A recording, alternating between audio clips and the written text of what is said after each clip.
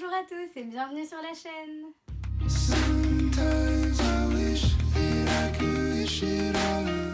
Aujourd'hui on se retrouve pour ma pile à lire de l'été, une vidéo que j'avais très hâte de faire parce que c'est vraiment la meilleure pile à lire en fait qu'on puisse faire puisque c'est celle des vacances, celle qu'on est sûr de lire en tout cas ou qu'on a très envie de lire parce qu'il y a 2 mois de liberté. Donc je l'ai bien rempli, je pense que tout ne sera pas lu parce que c'est tout simplement impossible, surtout en faisant tous les autres trucs que je veux faire pendant ces vacances. Donc voilà, c'est vraiment une sélection de tous les livres que j'ai envie de lire dans ma palle. Après, le problème c'est que tous les livres que je n'ai pas encore lus dans ma bibliothèque, je voulais les mettre dans cette pile à lire parce que j'ai très envie de les lire. Mais j'ai dû faire des choix, même si j'ai pas vraiment fait de grosses concessions on va dire. Comme j'en ai mis plein, donc je vais tous vous les présenter assez rapidement pour pas que la vidéo soit trop longue. Et vous me direz si ces livres vous tentent, si vous les avez lus, ça me poussera peut-être à les lire plus vite. Et on commence tout de suite avec le tome 3 de Phobos et le tome 4 que j'ai très envie de lire pour terminer la saga Phobos que j'ai commencé il y a pas mal de temps maintenant. Et cette saga, c'est donc une saga de Victor Dixon, publiée chez la collection R, en tout cas pour mon édition. Et c'est une saga de science-fiction où on parle de colonisation de Mars parce qu'en fait, 6 jeunes femmes et 6 jeunes hommes sont envoyés sur Mars dans un vaisseau pour coloniser la planète. Seulement pour coloniser la planète, qu'est-ce qu'il faut? C'est se reproduire. Donc en fait, ce qui se passe, c'est qu'il y a une espèce aussi de télé-réalité sur la traversée du vaisseau dans l'espace jusqu'à Mars. Et cette télé-réalité consiste à ce que les 6 prétendantes et les 6 prétendants se rencontrent toutes les semaines de manière régulière pour ensuite décider qu'avec quelle personne ils vont finir leur vie et avec quelle personne ils vont se marier une fois arrivés sur Mars et donc ensuite se reproduire. Donc c'est une histoire assez spéciale, le résumé donne peut-être pas forcément envie, en tout cas c'est ce qu'on m'avait déjà dit, mais c'est un peu compliqué de résumer clairement cette histoire, mais c'est vraiment une saga incroyable, pleine de rebondissements. Ce que je vous dévoile ici, c'est seulement la partie émergée de l'iceberg, on peut le dire, parce qu'il se passe énormément de choses, de retournements de situation. On ne s'attend pas à tout ce qui va se passer. Il y a vraiment tout un problème derrière toute cette télé-réalité, derrière cette base en fait qu'il y a sur Mars et qui est censée accueillir en sécurité les 6 pionniers et les 6 pionnières. Et on va suivre en particulier l'héroïne Léonore qui elle va sur Mars seulement pour la gloire et pas du tout pour trouver l'amour. Mais bon, il y a forcément un prétendant pour elle dans les garçons et elle va tomber amoureuse évidemment. Mais je vous laisse lire la saga pour découvrir tout ce que Victor Dixon nous réserve et croyez-moi, vous ne ressortirez pas indemne de votre lecture. Le tome 3 et le tome 4 sont en plus les plus gros tomes de la saga et je peux vous annoncer que j'ai déjà rempli un objectif de cette pile à lire parce que j'ai terminé le tome 3 et ça a été une lecture extraordinaire, j'ai juste envie d'enchaîner avec le tome 4 donc je pense que c'est ce que je vais faire. Donc je vous le répéterai 10 000 fois mais lisez cette saga, c'est en plus une saga parfaite pour l'été, vous pouvez vous les enchaîner, de toute façon vous ne pouvez pas vous arrêter dès que vous avez commencé donc foncez, vraiment foncez. Et on poursuit avec encore une fois une suite de sagas, mais là la saga Autre Monde de Maxime Chatham, publiée ici chez le Livre de Poche, et c'est ici le 3e tome de donc, cette saga que j'avais commencé il y a pas très longtemps non plus, début d'année, s'il me semble, et que j'avais beaucoup aimé. Alors là c'est totalement différent de Phobos, c'est voilà, quelque chose de fantastique. On est dans un monde, dans notre monde, sauf que ce qui s'est passé, c'est qu'il y a eu la grande tempête qui a un peu tout dévasté, qui a tout changé, et tous les adultes, ou en tout cas les adultes, les humains à un certain âge, ont disparu. Donc les jeunes et les enfants se retrouvent tout seuls et doivent apprendre à survivre dans ce nouveau monde qui accueille de la végétation très particulière, des créatures aussi très particulières, et toujours des adultes mais qui semblent avoir un comportement différent aussi. Et en plus ces jeunes vont se rendre compte qu'ils commencent eux-mêmes à avoir des pouvoirs et ils se retrouvent vraiment dans un monde qui a radicalement changé. Ils doivent le comprendre, ils doivent survivre. Et ils sont alors embarqués dans une aventure extraordinaire, une véritable épopée on pourrait le dire, pour essayer de trouver un refuge au début, puis juste essayer de survivre dans ce nouveau monde. Le premier tome, c'est celui-là. Et je l'avais beaucoup aimé, ça faisait plus un tome d'introduction on va dire. Donc j'ai quand même plus préféré le 2e tome parce qu'il se passait plus de choses et j'ai hâte de lire ce troisième pour voir ce que Maxime Chatham nous réserve tout simplement. Donc c'est une histoire vraiment très intéressante, aussi très captivante, addictive. Il se passe quand même pas mal de choses et puis on ne peut pas s'empêcher de se demander, nous, si on était à la place de ces jeunes, qu'est-ce qu'on ferait parce que c'est vrai que c'est une situation un peu compliquée. Mais cette touche de fantastique qui est rajoutée à toute cette histoire est vraiment très intéressante et voilà, j'ai beaucoup aimé. On met sur pause les suites de saga pour l'instant pour parler de Félicratie de H. Lenoir, publié chez les éditions Sarbacane. Roman que j'avais gagné à un concours et dont je n'arrête pas de parler sur cette chaîne depuis pour le mettre dans des pieds à lire ou dans tout simplement les livres que j'ai envie de lire. Et je me suis dit qu'il faut vraiment que je le dévore cet été parce que c'est un livre qui a l'air parfait pour l'été, un peu feel good même s'il y a cette touche de fantastique. Parce que nous sommes dans un monde, enfin dans notre monde, mais en fait les extraterrestres ont gagné et ont envahi la Terre. Yacine, c'est le narrateur et il nous explique que donc, les extraterrestres ont fait des humains leurs animaux domestiques et qu'en plus ils sont allergiques aux poils de chat, donc ils vont être embarqués encore une fois dans une aventure pour essayer de détruire ces extraterrestres, de les virer de leur planète, de notre planète, en utilisant des chats, je suppose, des poils de chat. Ça a l'air très drôle, ça a l'air hilarant, le roman parfait pour se changer les idées. Le résumé annonce la couleur, il est très, on voit le côté humour et j'ai très très envie de le lire parce qu'on en parle comme d'un ovni littéraire, un livre totalement différent de ce qu'on peut voir qui a l'air vraiment passionnant. J'ai très hâte de vous en reparler et de savourer ma lecture. Il me tente à un point, vous pouvez même pas imaginer. On part encore cette fois sur un roman qui est dans ma pile à lire depuis pas mal de temps et que je n'arrête pas de mettre dans mes piles à lire de l'été, de l'automne, de l'hiver, je ne sais pas quoi. Et c'est Le syndrome du spaghetti de Marie Vareille, publié chez Pocket Jeunesse, qui m'a l'air aussi d'être une pépite. Aussi un livre feel good, mais avec une touche, on va dire, d'émotion, parce qu'on m'a déjà dit que ce livre faisait pleurer, ou en tout cas a fait pleurer certaines personnes. Et donc là, on est sur l'histoire de Léa et de Anthony, deux personnes totalement différentes, deux adolescents totalement différents. Parce que Léa, elle a un talent immense, un rêve à réaliser, un avenir tout tracé. Je peux imaginer que c'est en rapport avec le basket, parce qu'on voit ici un ballon de basket, donc il faut sûrement imaginer que elle est sportive de haut niveau dans le basket ou qu'elle compte devenir une grande championne. Et Anthony, lui, est totalement dans une situation différente puisqu'il doit faire face à l'absence de son père et au garde à vue de son frère, donc ce n'est pas la même ambiance. Et ces deux-là n'auraient jamais dû se revoir. Ils se sont vus une fois, ils se sont croisés, ils n'auraient jamais dû se revoir. Et ce qui est dit dans le résumé, c'est que la vie de Léa s'écroule et qu'Anthony est le seul à pouvoir l'aider à se relever. Donc ça a l'air d'être une histoire très touchante et le résumé est assez intriguant parce qu'on ne sait pas pourquoi la vie de Léa s'écroule, on ne sait pas ce qui se passe. Ça a l'air d'être vraiment palpitant aussi du côté de cette intrigue et vraiment émouvant et il a l'air tout simplement génial et j'ai très très hâte de le découvrir. Vraiment, il est si beau en plus et juste le titre est poétique, qu'est-ce que vous voulez que je vous dise, beaucoup de gens l'ont aimé. Donc voilà, lui il est en priorité dans mes lectures de ma pile à lire de l'été. Là, vous pouvez pas vous demander pourquoi est-ce que j'ai mis ce livre dans ma pile à lire de l'été parce que le titre annonce la couleur. Entre mes doigts coule le sable de Sophie Talmen, publié chez Le Livre de Poche. Voilà, le titre annonce tout simplement la couleur, comme je l'ai dit, c'est juste le mot sable, tout simplement. Et on est vraiment dans un livre avec une ambiance qui convient parfaitement à l'été. Parce qu'on est sur l'histoire de Marie-Lou, qui a quitté sa Savoie natale pour Brest, et Mathieu, le ténébreux surfeur, qui sont tombés amoureux au premier regard. Sauf que entre leur stage en psychiatrie et en neurochirurgie, les nombreuses gardes à effectuer, les apéros aux gomme-mouches et les fêtes carabines, leur histoire d'amour n'est pas un long fleuve tranquille. Donc on va suivre vraiment leur histoire d'amour et se rendre compte que c'est compliqué de concilier médecine et vie privée quand on est interne à l'hôpital. Et voilà, ce qui est dit aussi, c'est que les proches de ces deux personnages vont devenir leurs patients et donc cela aussi rend toute cette histoire très difficile.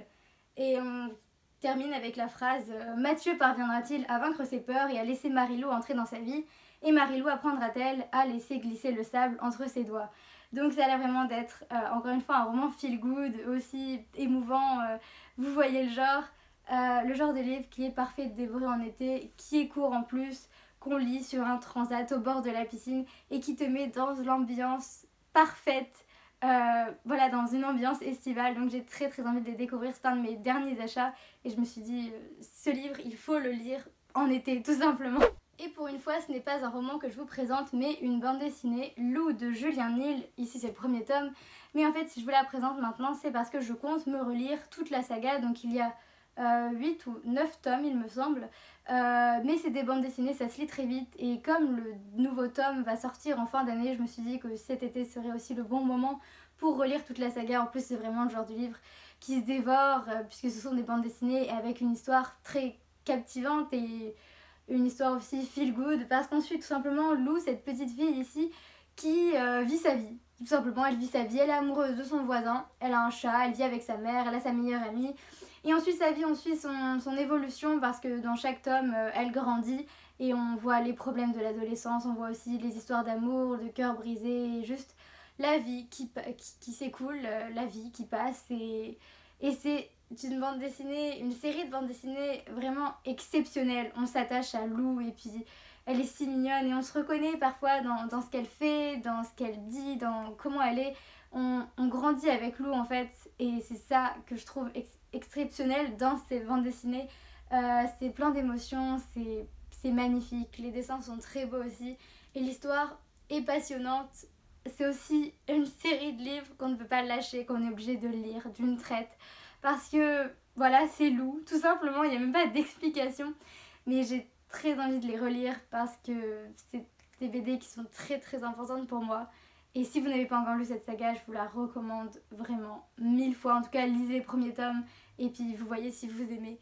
Mais waouh, je n'ai même pas les mots pour décrire à quel point cette bande dessinée est importante pour moi. Et on ne peut pas passer l'été sans lire un livre de Virginie Grimaldi. Donc j'ai décidé d'en lire deux, Chère Mamie et Chère Mamie au pays du confinement, qui sont des livres assez spéciaux parce qu'en fait ce sont une sélection de lettres que Virginie Grimaldi a écrit à ses grands-parents, ou en tout cas à ses grands-parents. Et elle les a mises dans ce livre tout simplement. Ici ça se passe lors du confinement, puisque Chère Mamie au confinement, et ici je ne sais pas exactement. Je l'ai feuilleté, ça a l'air très beau et aussi très court à lire et surtout juste parfait aussi pour l'été parce que c'est sans prise de tête et c'est très beau tout simplement. Donc voilà, j'avais très envie de les lire et je me dis que c'est parfait encore une fois pour la saison et que ça va se lire très vite. Ils me tentent beaucoup, ils sont juste magnifiques et j'ai hâte de vous en reparler très bientôt.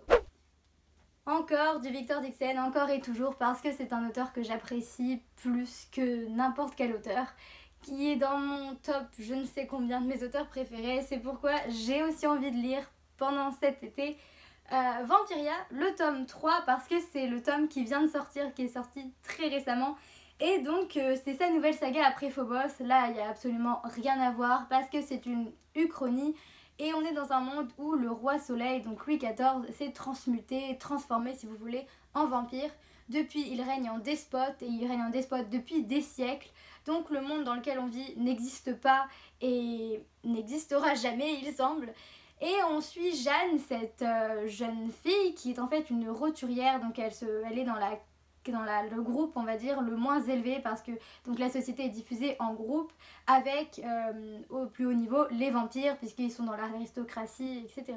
Et Jeanne par un concours de circonstances elle va se retrouver à la grande écurie, une espèce d'école qui forme les nobles à devenir les écuyers du roi, c'est-à-dire en quelque sorte les assistants ou en tout cas les personnes qui sont les plus proches du roi et qui l'aident il me semble dans certains détails, dans certaines choses. Et en fait, Jeanne va alors se mettre en tête une idée et va alors se dire pourquoi pas essayer de devenir écuyère du roi et dès qu'elle sera proche du roi en tout cas, ou en tout cas dès qu'elle pourra le faire, et bah pourquoi pas essayer de tuer le roi pour mettre fin à cette tyrannie tout simplement. Donc vous voyez, c'est totalement différent, on a des vampires, on a du sang, on a de la violence, on a de la sorcellerie. C'est très différent mais c'est tout aussi passionnant. La plume de Victor Dixen est toujours fluide, son héroïne est toujours attachante et on est encore dans un univers vraiment profond et bien construit, très bien construit. Et donc ce tome 3 je l'attendais avec impatience, il est plus beau, plus gros et oui plus beau. Les trois sont très beaux mais celui-là est d'une beauté sans pareil, je ne sais pas si vous voyez mais tous ces détails sont juste incroyables.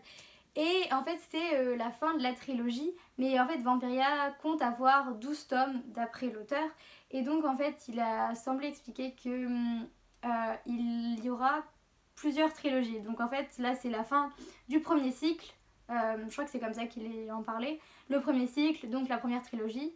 Et ça va continuer comme ça jusqu'à ce qu'il arrive au tome 12. Et j'ai très hâte d'avoir la fin de l'histoire de Jeanne et de découvrir toutes les réponses aux questions qui restent sans réponse pour l'instant, en tout cas quand on lit les 2 premiers tomes. Donc le deuxième tome, je l'avais lu l'été dernier justement, donc je me suis dit pourquoi pas, on va dire en faire une espèce de tradition et lire un Vampiria chaque été. J'ai très très hâte, il a l'air juste incroyable. J'ai vu des avis qui en parlent avec beaucoup de ferveur et qui font beaucoup d'éloges dessus.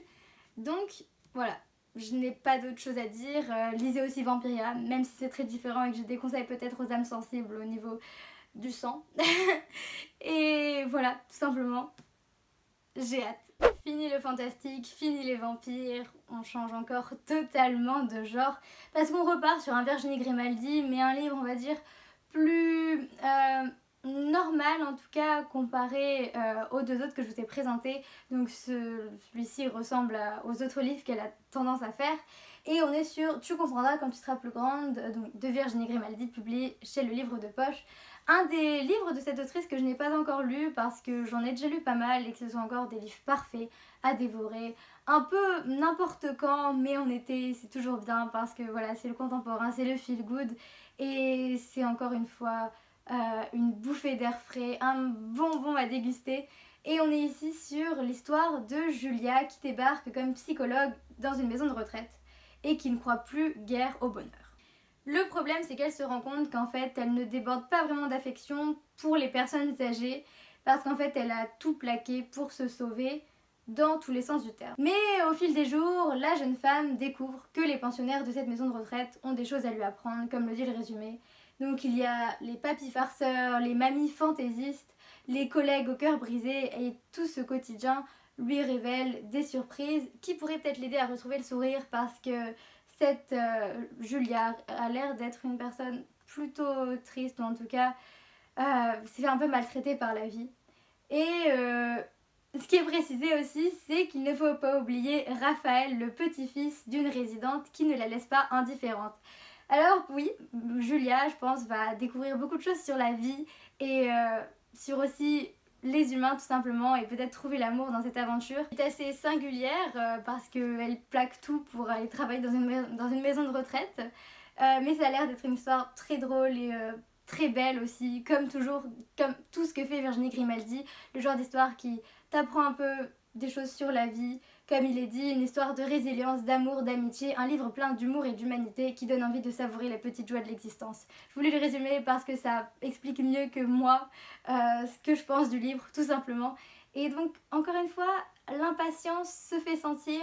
Ça m'a l'air d'être une pépite littéraire, comme tout ce que fait Virginie Grimaldi. Il faut croire que Virginie Grimaldi a beaucoup de succès, mais comme je vous l'ai dit, c'est des livres que j'associe au soleil qui brille dehors, à l'été, au printemps. Et donc, j'ai décidé de lire cet été Et que ne durent que les moments doux, publié au Livre de Poche, comme toujours. Et c'est une histoire encore différente puisque là on suit 2 mères de famille. Donc on en a une qui vient de donner naissance à une petite fille arrivée trop tôt et l'autre qui doit voir ses grands-enfants quitter le nid. Et elle, c'est surtout son fils qu'elle doit laisser partir en fait. Donc une a une fille, l'autre a un fils. Et en fait, tout simplement, c'est juste ça le résumé avec le fait que l'une doit apprendre à être maître à un plein temps et l'autre doit apprendre à être mère à la retraite. Ça a l'air encore une fois d'être une histoire très touchante, très émouvante. Comme il est dit, c'est l'histoire universelle de ces moments qui font basculer la vie, de ces vagues d'émotions qui balaient tout sur leur passage et de ces rencontres indélébiles qui changent un destin. Encore une fois, le résumé parle à ma place, tout simplement, il m'enlève les mots de la bouche. C'est un livre, encore une fois, qui a l'air d'être une pépite littéraire et que j'ai très très très hâte de lire.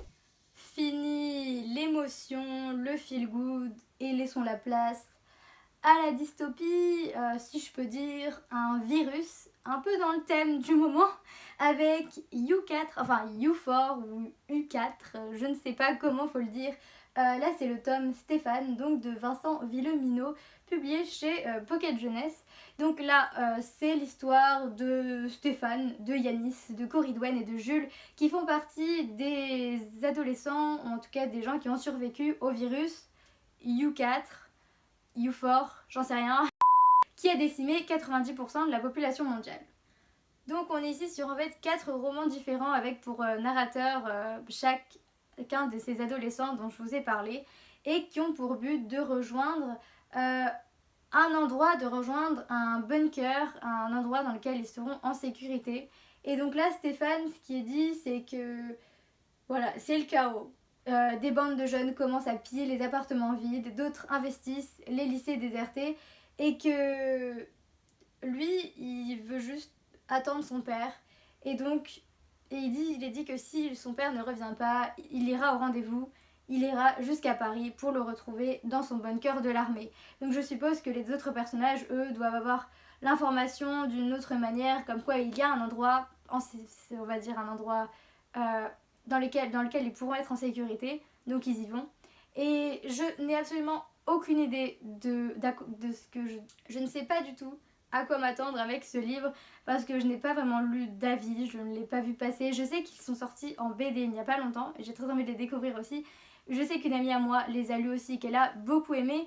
Donc écoutez, voilà, mais ça a l'air encore une fois d'être un livre qui se lit vite à la Divergente, Hunger Games, Labyrinthe, vous voyez, ce genre de livre pas feel good du tout, mais qui est bon aussi pendant la période estivale.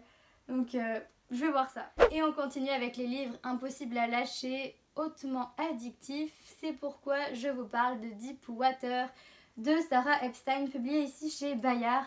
Un livre qui est sorti il n'y a pas très longtemps non plus et qui m'a fait de l'œil, notamment avec cette phrase, je ne sais pas si vous la voyez bien d'ici, mais il est marqué « Tous les criminels ont des amis d'enfance ». Et je ne sais pas vous, mais moi, juste lire cette phrase me donne envie de prendre ce livre, de le lire et de ne pas m'arrêter tant que je n'ai pas la fin de cette histoire. Histoire qui se trouve être celle de 7 amis, Mason, Chloé, Henri, Tom, Raph, Rina et Sabine, qui sont liés à jamais, qui ne se cachent rien, malgré le fait que leurs vies ne sont pas toujours faciles, mais ils restent ensemble malgré les épreuves, ils sont soudés, c'est un bon groupe d'amis. Mais tout ça, c'était avant la tempête, parce qu'il y a une nuit où un orage éclate. Et maintenant, après la tempête, ce qui s'est passé, c'est qu'Henri a disparu. Est-ce que c'est une fugue? Est-ce que c'est un enlèvement? Est-ce que c'est un meurtre? Ça, on ne le sait pas, et donc tout le monde le cherche, tout le monde se méfie, tout le monde est suspect. Chacun a des secrets à protéger, coûte que coûte. Et donc, la question c'est, que s'est-il passé la nuit de la tempête? Alors, que s'est-il passé la nuit de la tempête? Moi, je ne sais pas. Vous ne savez pas. Ou alors, si vous avez lu le livre, vous le savez. Lisez ce livre. Bon, je n'ai même pas besoin de m'étendre sur le sujet. Un résumé comme ça, eh bien, c'est un résumé qui donne envie. Tout simplement. Lui fait aussi partie de ceux que j'ai très envie de lire. Et je suis sûre que vous aussi, vous avez envie de le lire maintenant. Et ce n'est pas fini, malheureusement, je vous l'ai dit que cette pile à lire était gargantuesque parce qu'il y a encore un livre à vous présenter et même quelques autres. Et je vous parle du Chant d'Achille de Madeleine Miller, publié chez Pocket, qui a fait beaucoup de bruit sur BookTok, sur Bookstagram, moins sur Booktube, mais en tout cas surtout sur BookTok et Bookstagram. Donc c'est un livre que j'avais très envie de découvrir parce qu'il me tente beaucoup et parce que j'ai des amis qui l'ont beaucoup aimé. Donc là c'est l'histoire d'Achille et de Patrocle, donc on est sur une histoire qui reprend la mythologie et tout simplement c'est voilà, l'histoire de ces deux personnages qui vont se joindre au siège de Troie lors de la bataille de la guerre de Troie, tout simplement si je ne me trompe pas. Et bref, le résumé dévoile pas énormément de choses, mais tout simplement ça doit être... Je sais que c'est une histoire d'amour tout simplement entre Achille et Patrocle. Voilà. Ai-je besoin de parler plus en détail de ce livre? Non. Voilà. Je vous promets qu'on arrive bientôt à la fin. Et un des livres que j'ai mis dans cette pile à lire, c'est Où est la vraie vie? Le Twisted Tale de Liz Braswell sur Réponse.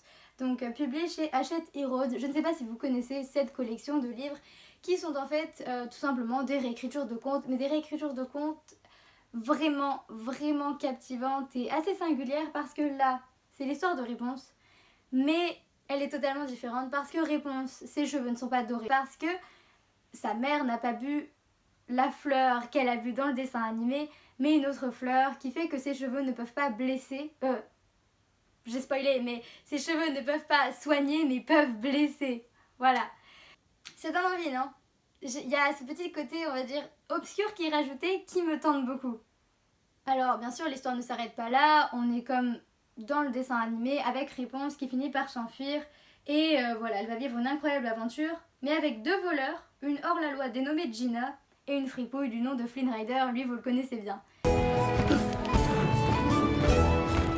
Ça a l'air encore une fois d'être une très bonne réécriture de conte. Je n'ai lu qu'un Twisted Tale, c'était celui sur Ariel, sur la petite sirène, donc Profondeur de l'océan, que j'avais adoré, qui était mais d'une qualité absolument inqualifiable, parce que j'avais l'impression de voir les personnages du dessin animé, tout simplement. J'ai été envoûtée par la plume, par l'univers, par l'histoire. Donc j'espère vraiment que Liz Braswell, puisque c'est toujours la même autrice pour celui-là, va faire le même travail incroyable pour ce livre, parce que j'en attends beaucoup, donc j'espère que je ne serai pas déçue. On dit au revoir au conte de fées pour parler d'Inheritance Games de Jennifer Lynn Barnes, publié chez Pocket Jeunesse. Et oui, là on est loin d'une belle histoire, parce que on a Avery Grams, une lycéenne sans histoire et sans le sou, qui rêve d'une bourse d'études pour entrer à l'université.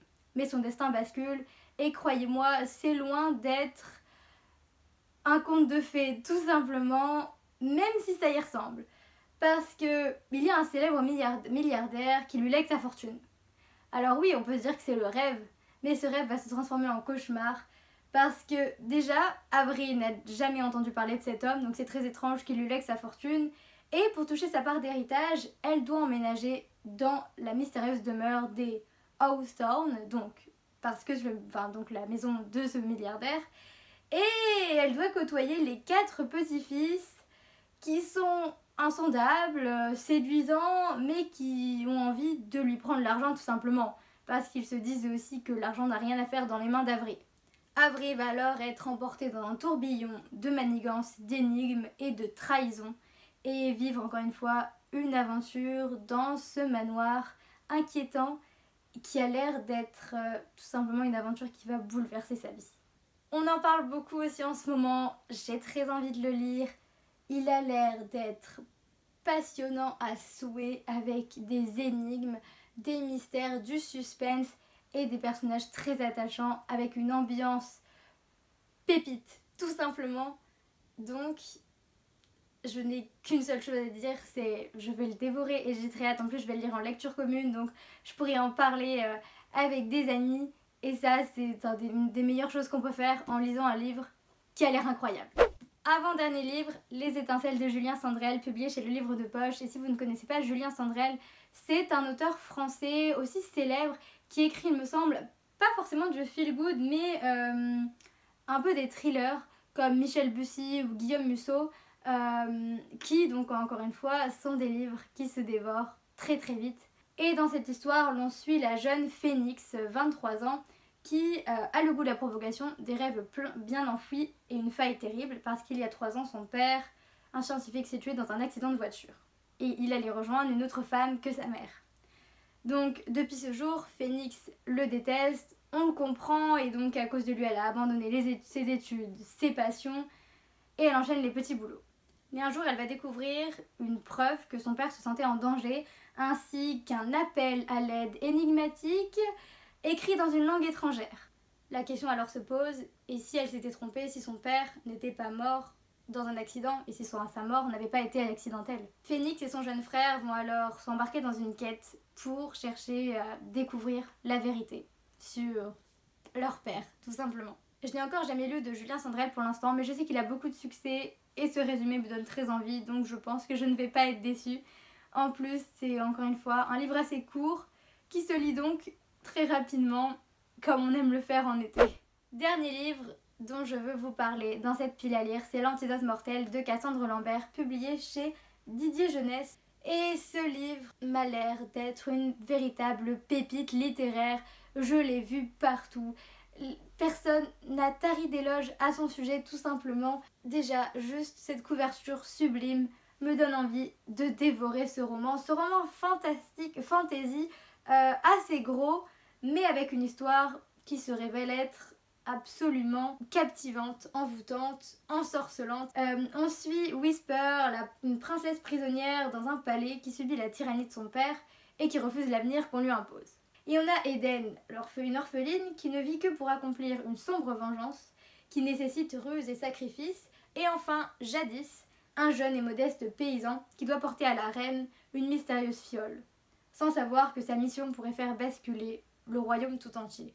On a donc 3 personnages, 3 destins liés mais aussi opposés. Et il est dit que au bout de leur route périlleuse, il faudra que justice soit rendue, exactement ce qui est écrit ici, afin que justice soit rendue. L'antidote mortel, c'est ça, ces 3 personnages qui m'ont l'air attachants, une intrigue qui a l'air palpitante et une plume qui a l'air d'être absolument magnifique, splendide, inqualifiable, comme j'ai pu le voir dans des chroniques sur Bookstagram. En plus, c'est une autrice française et ça me remplit de joie parce qu'une autrice française qui écrit de la fantaisie, je n'en vois pas beaucoup et comme c'est un peu ce que je veux faire, vous comprenez pourquoi ça me remplit de fierté surtout. Bon, voilà pour cette pile à lire immense, beaucoup trop grande pour les 2 mois que j'ai de vacances. Mais c'est pas grave, au moins j'ai une sélection, je peux piocher là-dedans. Et ça me rassure de les avoir mis dans une pile à lire. Enfin, j'ai juste très envie de les lire, donc je me dis, je vais tout faire pour les lire, ou en tout cas, je vais essayer d'en lire le plus possible. Ils me tentent énormément, je pense que vous l'avez compris. N'hésitez pas à laisser un commentaire, à me dire aussi les livres que vous voulez lire cet été et à même me dire si la vidéo vous a plu, tout simplement. Je vous souhaite de très très bonnes vacances pour tous ceux qui sont en vacances. Pour ceux qui ne sont pas en vacances, je vous souhaite juste bon courage. J'espère que vous êtes bientôt en vacances, tout simplement. Et sur ce, moi je vais aller lire, ou en tout cas faire le montage de cette vidéo. Et je vous dis à la prochaine dans une nouvelle vidéo. Salut!